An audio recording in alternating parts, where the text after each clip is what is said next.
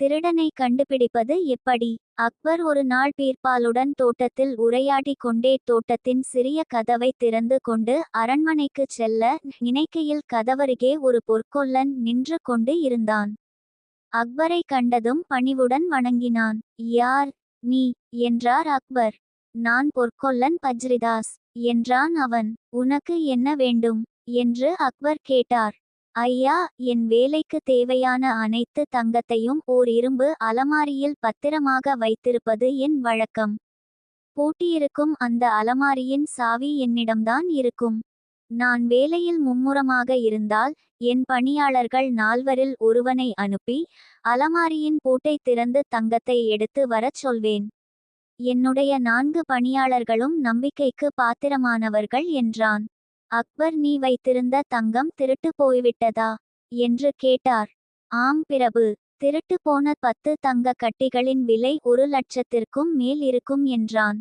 3 நாளில் உன் தங்கம் உனக்கு திரும்பி கிடைத்து விடும் என்று சொல்லிவிட்டு அக்பர் நகர்ந்தார். அக்பர் திருடனை கண்டு பிடிக்கும் பொறுப்பை நகரக்காவல் தலைவரிடம் ஒப்படைத்தார்.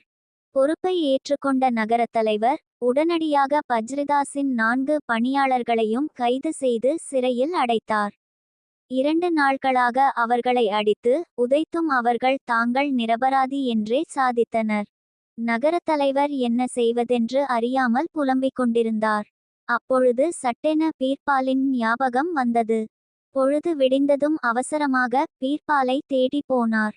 தன் பிரச்சினையை பீர்பாலுக்கு விளக்கி, நீங்கள்தான் எப்படியாவது குற்றவாளியை கண்டுபிடிக்க வேண்டும் என்று பணிவுடன் கேட்டார். காவல் தலைவரிடம் 3 அடி நீளமுள்ள 4 குச்சிகளை எடுத்து கொண்டு சிறைச்சாலைக்கு செல்லுங்கள். பிறகு நான் அங்கு வந்து அந்த 4வரையும் சந்திக்கிறேன் என்றார்.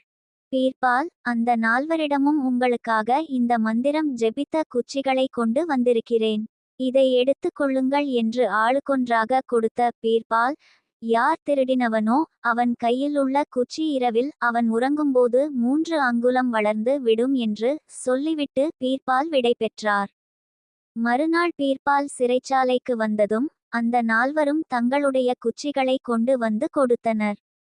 பீர்பால் வரிசையாக அனைவரது குச்சியையும் பரிசோதித்து பார்த்துவிட்டு, 3ஆவதாக குச்சியை தந்தவன் தான் தங்கத்தை திருடியவன் என்றார் பீர்பால். 3ஆமவன் பீர்பால் சொன்னதை பலமாக மறுத்தான். உனக்கு கொடுத்த மந்திரக்குச்சி 3 அங்குலம் அதிகமாக வளர்ந்து விடும் என்று நம்பிக்கொண்டு நேற்றிரவு சிறையில் 3 அங்குல நீளத்துக்கு உன் குச்சியை வெட்டி விட்டாய். இதோ பார், உன்னுடையது மற்ற குச்சிகளை விட குட்டையாக இருக்கிறது என்று குச்சியை காண்பித்தார். பிறகு வேறில்லாமல் 3ஆமவன் திருடியதாக ஒப்புக்கொண்டான்.